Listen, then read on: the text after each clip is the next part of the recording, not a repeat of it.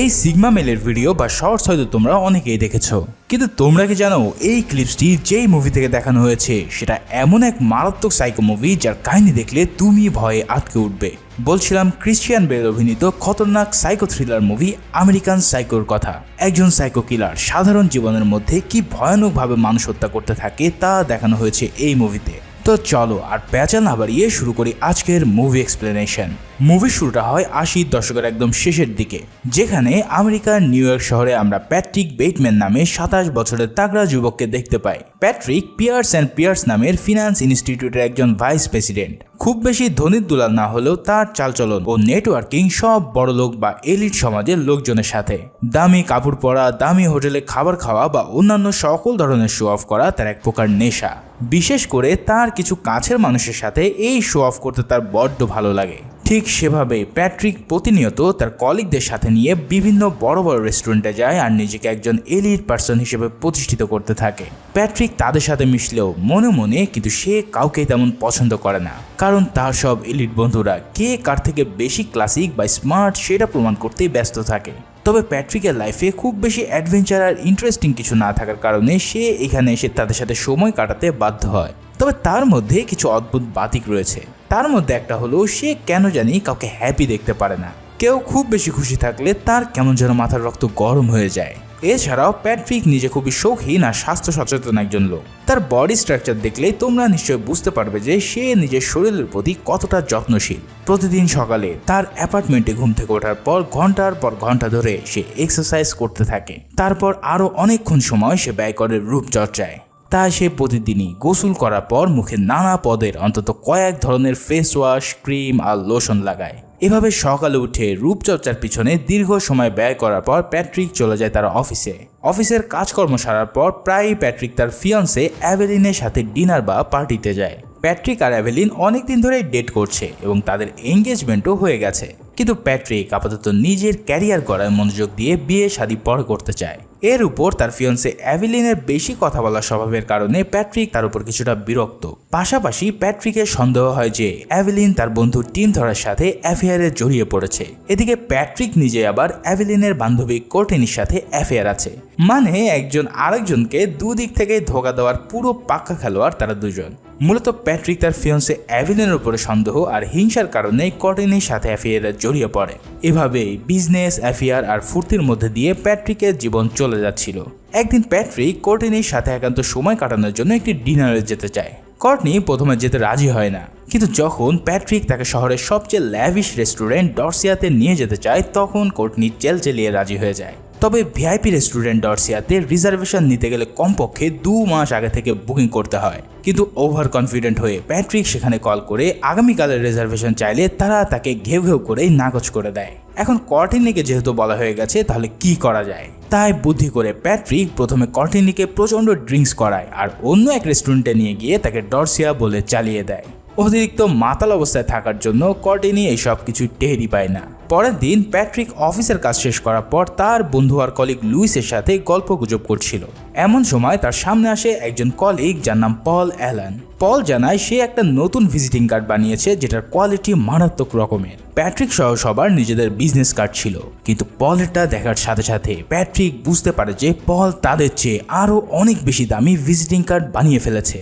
এটা দেখার পর প্যাট্রিকের মনে হিংসার তাড়নায় উথাল পাতাল হওয়া শুরু করে দেয়। সে কোনোভাবে মেনে নিতে পারে না যে তার চেয়েও ভালো কোনো বিজনেস কার্ড অন্য কারো কাছে থাকতে পারে। তাই সে প্রচণ্ড রেগে গিয়ে নিজের বাড়ির দিকে রওনা দেয়। পথে যাওয়ার সময় এক হোমলেস মানুষকে দেখে প্রথমে সে তাকে সাহায্য করে, কিন্তু হুট করে তার পলের বিজনেস কার্ডের কথা মনে পড়ে গেলে সে ওই রাগ ঝাড়া শুরু করে লোকটির উপর। আর রাগ ঝাড়তে ঝাড়তে সে লোকটাকে নিজের কাছে থাকা ছুরি দিয়ে কেটে কুচি করে দেয়। সেই সাথে সাথে লোকটার পাশে একটি ছোট্ট কুকুরও ছিল, আর সেটাকেও প্যাট্রিক নির্দয়ভাবে লাথি মেরে পিষে ফেলে। এই কাণ্ড ঘটার পর প্যাট্রিক তার ঘরে ফিরে যায় এবং পরের দিন নিউ ইয়র্কের একটি স্পাতে মাসাজ নিতে যায়। এত বড় এক কাণ্ড ঘটানোর পর তার মধ্যে বিন্দুমাত্র কোনো টেনশন বা অপরাধবোধ দেখা যায় না। আসলে এর মানেটা খুবই ক্লিয়ার, প্যাট্রিক আসলে একজন ভয়ানক সাইকোপ্যাথ। সেই কাণ্ডের কিছুদিন পর প্যাট্রিক তার বন্ধু বান্ধবী সহ একটি ক্রিসমাস পার্টিতে যায়। সেখানে এক পর্যায়ে পল অ্যালানের সাথে প্যাট্রিকের আবারও দেখা হয়। সেদিনে সেই পুরানো রাগ আবারও প্যাট্রিককে তাড়া করা শুরু করলে প্যাট্রিক তাকে সাহায্য করার জন্য এক ফোন দিয়ে এঁটে ফেলে। সে অ্যালানকে ড্রিঙ্কস করার জন্য আমন্ত্রণ জানায়। এখন তার আমন্ত্রণ রক্ষার জন্য পল চলে যায় পাশের এক রেস্টুরেন্টে, আর সেখানে বসে পল ও প্যাট্রিক নানা বিষয় নিয়ে নিজেদের মধ্যে আলোচনা করতে থাকে আর প্রচুর ড্রিঙ্কস করে বসে। এবার প্যাট্রিক পলকে অফার করে তার বাড়িতে যাওয়ার জন্য।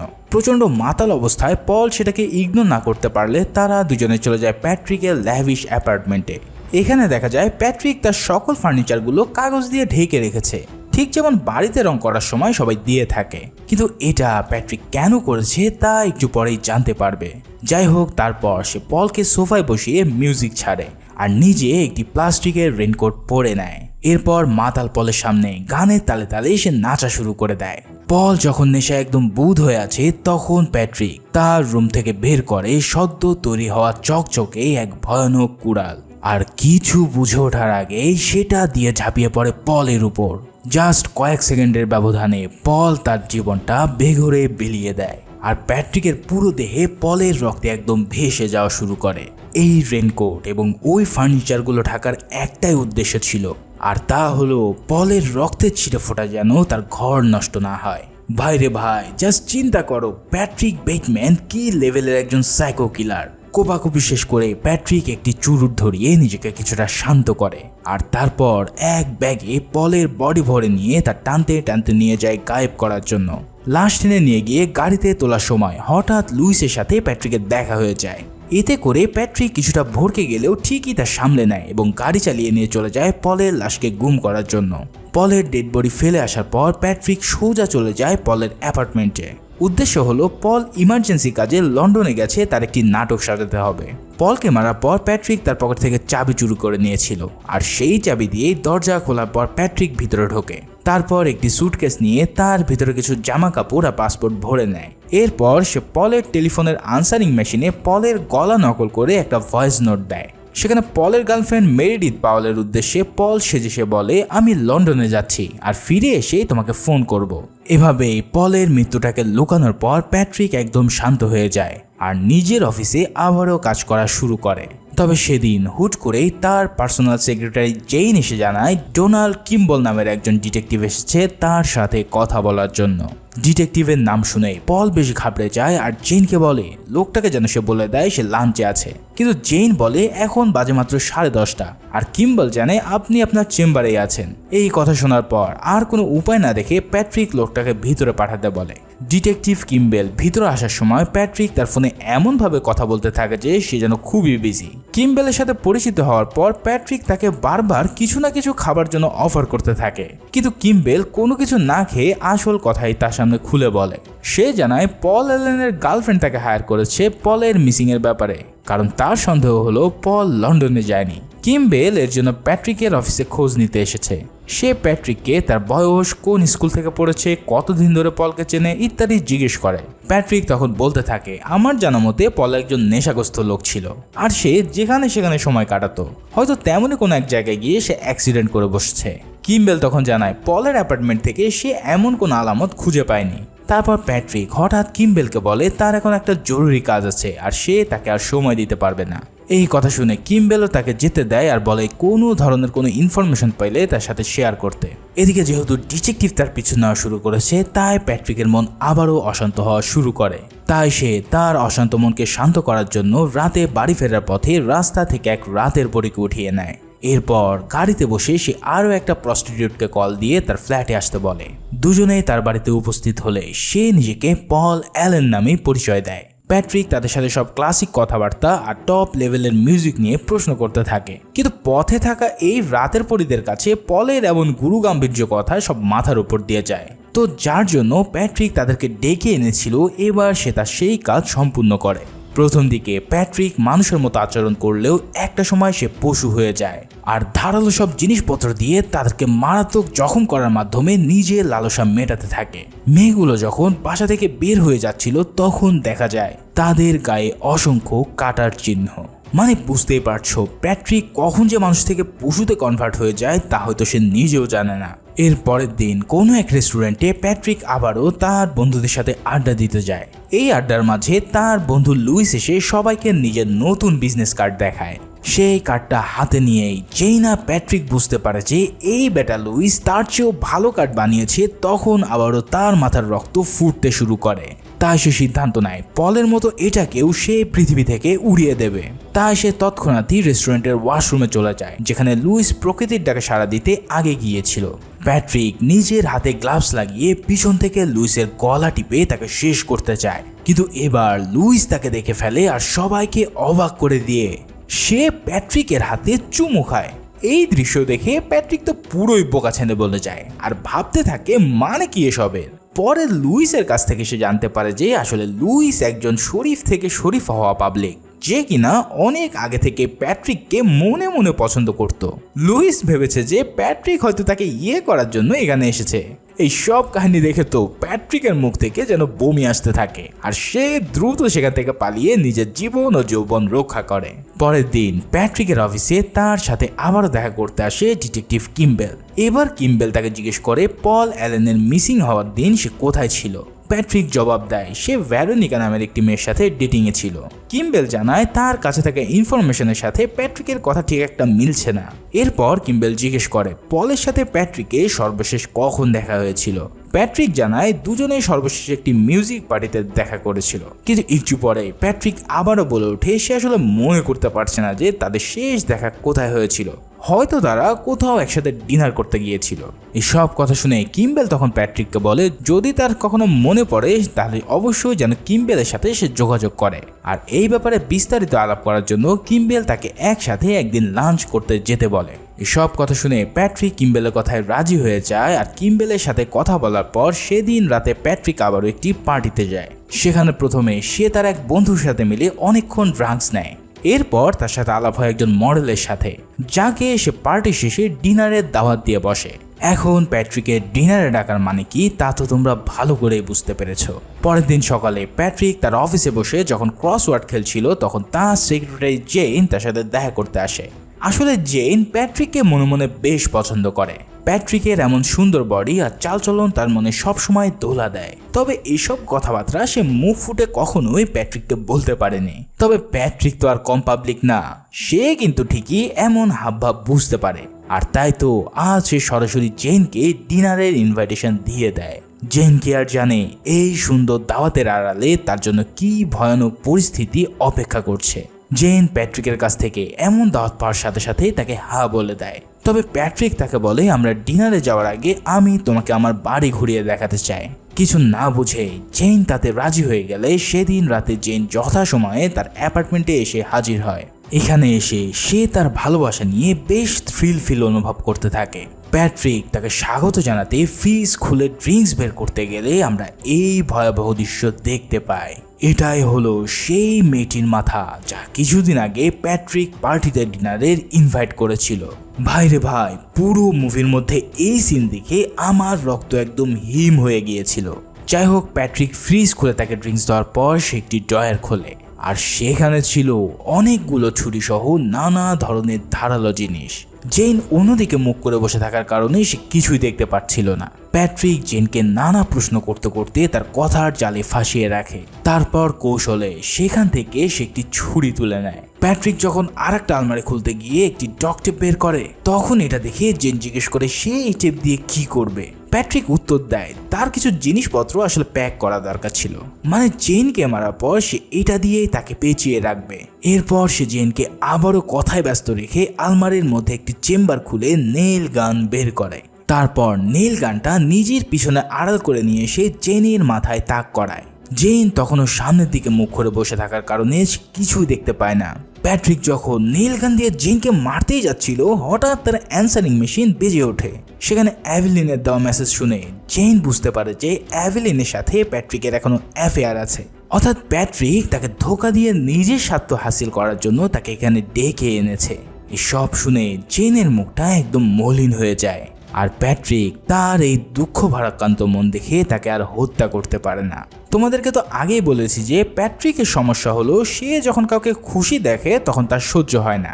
তাই আজ যখন জেনকে সে দুঃখী দেখেছে তাই সে তখন তাকে আর হত্যা না করে ছেড়ে দেয়। সেই সাথে সাথে প্যাট্রিক জেনকে চলে যেতে বলে, কারণ সে জানায় এখানে যদি তুমি থাকো তাহলে তোমার হয়তো ক্ষতি হবে। প্যাট্রিকের মুখে সব শুনে জেন কান্না করতে করতে সেখান থেকে বিদায় নেয়। এই প্রথমবার প্যাট্রিকের হাত থেকে কোনো বড় শিকার একদম শেষ মুহূর্তে ফসকে গেল। পরের দিন কিম্বেলের সাথে প্যাট্রিক একটি রেস্টুরেন্টে যায় লাঞ্চ করতে, আর সেখানে কিম্বেল আবারও তাকে জেরা করতে শুরু করে। সে প্যাট্রিককে আবারও জিজ্ঞেস করে যে প্যাট্রিকের মনে পড়ছে কিনা পল গায়েব হওয়ার দিন সে কোথায় ছিল। প্যাট্রিক তাকে না সুযোগ জবাব দেয়। লাঞ্চ শেষে প্যাট্রিক কিছু বলার আগেই কিম্বেল বলে পল হয়তো আসলে লন্ডনেই গেছে, কারণ কিম্বেলের মনে হয় না যে পলের কোনো বন্ধু বিনা কারণে তাকে মেরে ফেলতে পারে। কিম্বেলের এই কথা শুনে প্যাট্রিক অনেক নার্ভাস হয়ে যায়, কিন্তু সে সেটা শো করে না।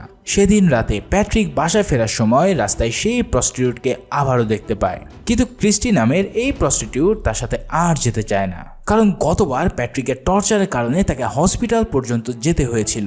প্যাট্রিক তাকে কথা দেয় এবার আর তার সাথে এমন কিছুই হবে না। এই সুন্দর সুন্দর কথা শুনে ক্রিস্টি যখন তার গাড়িতে বসে পড়ে তখন প্যাট্রিক একটি চেক লিখে দিয়ে বলে এটা তোমার ক্ষতিপূরণ। প্যাট্রিকের হাত থেকে চেকটা কেড়ে নিয়ে সে গাড়ি খুলে ক্রিস্টি পালিয়ে যেতে চায়। তবে কিছু দূর যাওয়ার পর প্যাট্রিকের হাতে টাকার বান্ডিল দেখে লোভের চোটে সে আবারও ফিরে আসে। ওই যে কথাই বলে না, কয়লা ধুলে ময়লা যায় না, আর মরলেও মানুষের স্বভাব বদলায় না। ক্রিস্টির স্বভাবও ঠিক একই রকম। টাকার লোভে আবারও সে প্যাট্রিকের সাথে অ্যাপার্টমেন্টে যায়। এবার প্যাট্রিক গতবারের মতো আরও একজনকে অ্যাপার্টমেন্টে ডেকে নেয়, যার নাম এলিজাবেথ। এই এলিজাবেথ অবশ্য প্যাট্রিকের ফ্রেন্ড, আর প্যাট্রিক ক্রিস্টিকে নিজের কাজিন বলে পরিচয় দেয়। দুজনকে একসাথে বসিয়ে সে কিছুক্ষণ তাদের সাথে গুরু গাম্ভীর্য কথাবার্তা বলতে থাকে। এরপর তাদেরকে যে উদ্দেশ্যে এখানে আনা হয়েছিল সেই উদ্দেশ্য সে সারা রাত ধরে হাসিল করে। শেষ রাতে হঠাৎ ক্রিস্টি দেখতে পায় প্যাট্রিক এলিজাবেথের মুখ চেপে ধরে হত্যা করতে চাইছে। এই দৃশ্য দেখে সাথে সাথে ক্রিস্টি সেখান থেকে ভয়ে পালিয়ে যাওয়া শুরু করে, কিন্তু ততক্ষণে প্যাট্রিক এলিজাবেথকে মেরে উলঙ্গ অবস্থায় হাতে একটি চেইনস নিয়ে ক্রিস্টির উপরে ঝাঁপিয়ে পড়ে। ক্রিস্টি দৌড়ে পালাতে গিয়ে প্যাট্রিকের অ্যাপার্টমেন্টের এমন কিছু চেম্বারে ঢুকে পড়ে যেখানে প্রতিটা জায়গায় ছিল মহিলাদের কাটা লাশ, রক্তে মাখামাখি শরীর, আর কাটা অংশগুলো দেখে ক্রিস্টি ভয়ে চিৎকার করে ওঠে। তখন প্যাট্রিক সেখানে এসেই সেই কড়া দিয়ে ক্রিস্টিকে মারতে শুরু করে। তবে ক্রিস্টি তাকে এক লাথি দিয়ে দৌড় দেয় আর চিৎকার করতে করতে পালাতে থাকে। সে পাগলের মতন অ্যাপার্টমেন্টের সব দরজা ধাক্কা দিতে দিতে অবশেষে একটি দরজা খুলে সিঁড়ির সন্ধান পায়। তারপর প্রাণপণে সে সিঁড়ি দিয়ে দৌড়ে নামতে থাকে, কিন্তু প্যাট্রিক ততক্ষণে সিঁড়ির উপরে চলে আসে আর অপেক্ষা করে ক্রিস্টি কখন সেই সিঁড়ি ক্রস করে ফ্লোরে নামবে। ক্রিস্টি সেখানে পৌঁছানোর একটু আগেই প্যাট্রিক হিসাব করে তার সেই চেইনসটি উপর থেকে ফেলে দেয়, আর প্রচন্ড শব্দে করাতটা ক্রিস্টির পেট বরাবর পড়ে তাকে একদম দুভাগ করে দেয়। উপর থেকে এই দৃশ্য দেখে প্যাট্রিক আনন্দে চিৎকার করে পৈশাচিক এক হাসি দিতে থাকে। একে একে প্যাট্রিক অনেক মানুষকেই মেরে ফেলেছে, আর এখন সে কেমন যেন বেশি বেপরোয়া হয়ে উঠেছে। একদিন প্যাট্রিক একটি লোকাল এটিএমে যায় তার টাকা তোলার জন্য। সেখানে টাকা তোলার সময় পাশে একটি বিড়াল দেখে সে কোলে তুলে নেয়। হঠাৎ এটিএম মেশিনে তার টাকা আটকে যায়, আর সে একটি মেসেজ দেখতে পায় যেখানে লেখা ছিল ফিড মি অ্যান্ড স্ট্রে ক্যাট, মানে তার সাথে কেমন যেন সব উল্টাপাল্টা হচ্ছে। যাই হোক, প্যাট্রিক সেই বিড়ালটাকে মেরে ফেলার জন্য তার বন্দুক বের করতে থাকে, আর ঠিক তখনই একজন বৃদ্ধ মহিলা সেটা দেখতে পেয়ে চিৎকার করে ওঠে। এই কাণ্ড দেখে প্যাট্রিক কোনো কিছু না ভেবে তাকে গুলি করে হত্যা করে দেয়। তার গুলির আওয়াজে ততক্ষণে সেখানে পুলিশ চলে আসে, আর সে দ্রুত দৌড় দেয়। প্যাট্রিক সেখান থেকে বেরিয়ে দ্রুত পার্কিংয়ে গিয়ে নিজের গাড়ি খুঁজতে থাকে, কিন্তু পুলিশ তার পিছু পিছু তাড়া করায় সে অন্যদিকে দৌড় দিয়ে পালাতে শুরু করে। তবে সেদিক থেকেও পুলিশ গাড়ি নিয়ে এসে তাকে আটকে ফেলে। তারপর একজন পুলিশ অফিসার তাকে গাড়ি থেকে নেমে প্যাট্রিককে বন্দুক ফেলে দিতে বলে, কিন্তু প্যাট্রিক তার কথা না শুনে সেখানে তাদেরকে গুলি করে হত্যা করতে থাকে। একটি গুলি গিয়ে তাদের গাড়ির গ্যাস সিলিন্ডার বাস করে এক বিশাল বিস্ফোরণের সৃষ্টি করে। এই ভয়াবহ বিস্ফোরণ দেখে প্যাট্রিক প্রচন্ড ভয় পেয়ে যায়, আর কেউ আসার আগেই সেখান থেকে দ্রুত দৌড় দেয়।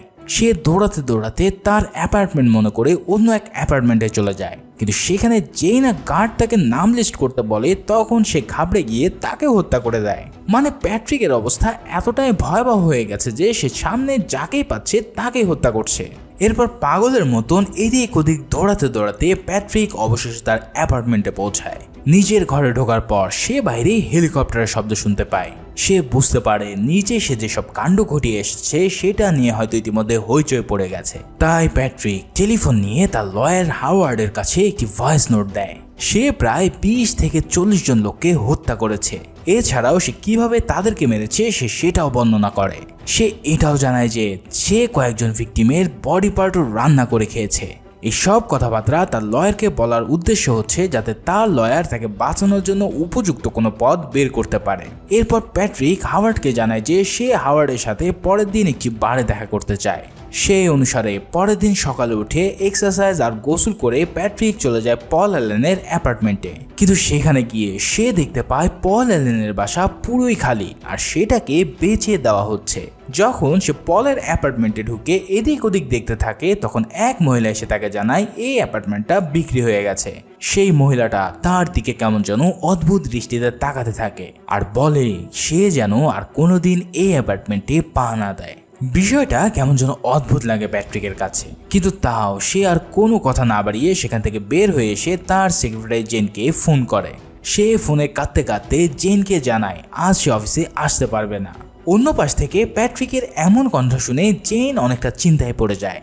সে বারবার জিজ্ঞেস করতে থাকে যে প্যাট্রিক কোথায় আর তার কি হয়েছে, কিন্তু প্যাট্রিক তার কোনো কথার উত্তর না দিয়ে ফোনটা রেখে দেয়। প্যাট্রিকের ফোন রেখে দেওয়ার পর জেন হঠাৎ কি মনে করে প্যাট্রিকের ডেস্কে যায়।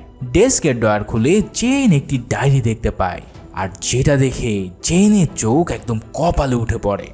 জেন সেখানে বিভিন্ন আঁকা ছবি দেখতে পায় যেগুলোর প্রত্যেকটাই মানুষের কাটা অঙ্গের। এছাড়াও মানুষকে হত্যার নানা পদ্ধতি আর মৃত লাশের ছবিও সেটাতে আঁকা আছে। জেনের বুঝতে আর বাকি থাকে না যে প্যাট্রিক কোনো সাধারণ মানুষ নয়, কারণ সে হলো সাক্ষাৎ এক সাইকো কিলার।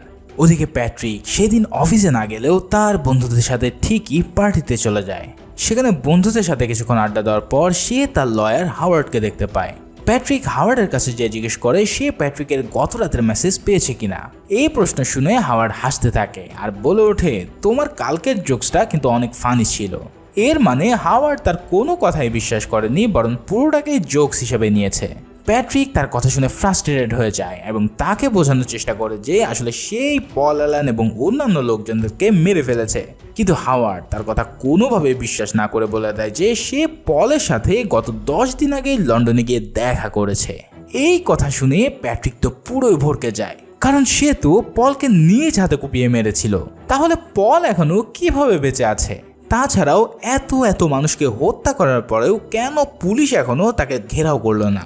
এমন সব জটিল প্রশ্নের উত্তর প্যাট্রিক কোনোভাবেই খুঁজে পায় না। কিন্তু প্যাট্রিক খুঁজে না পেলেও আমরা ঠিকই বুঝতে পারি যে আসলে এতদিন ধরে প্যাট্রিক বেটম্যান যাদেরকে হত্যা করেছিল আসলে সব কিছুই ছিল তার হ্যালোসিনেশন। অর্থাৎ প্যাট্রিক যাদেরকে একদম পছন্দ করতো না বা যাদেরকে হত্যা করতে চাইতো তাদেরকে প্যাট্রিক তার মনের অবচেতনে হত্যা করে নিজের ক্ষোভ মিটিয়েছে, যা পুরোটাই ছিল তার কল্পনা। কিন্তু এমন বিভৎস কল্পনা যার মধ্যে আসতে পারে সে হয়তো চাইলেও এমন সত্য ঘটনাও ঘটাতে পারে। কি তোমাদের কি মনে হয়? ভিডিওটা কেমন লাগলো তা অবশ্যই কমেন্ট করে জানিও। আর হ্যাঁ, ঈদের পর থেকে আবারও নিয়মিত ভিডিও পাবে বলে আমি আশা করছি। তো সবাই ভালো থাকো, সুস্থ থাকো, ধন্যবাদ।